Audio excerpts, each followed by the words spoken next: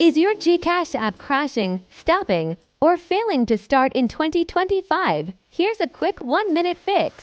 Go to Play Store and search GCash and update to latest version.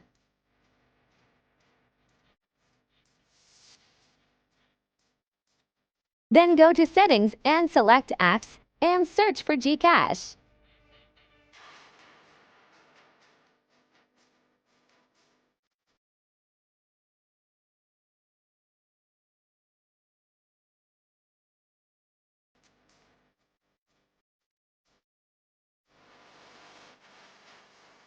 And select Force to Stop and then select Storage and select Clear Data.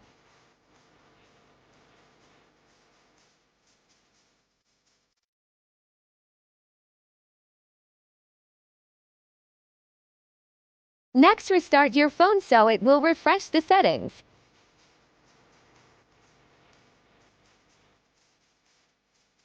After restarting, open your GCash app. And there you have it.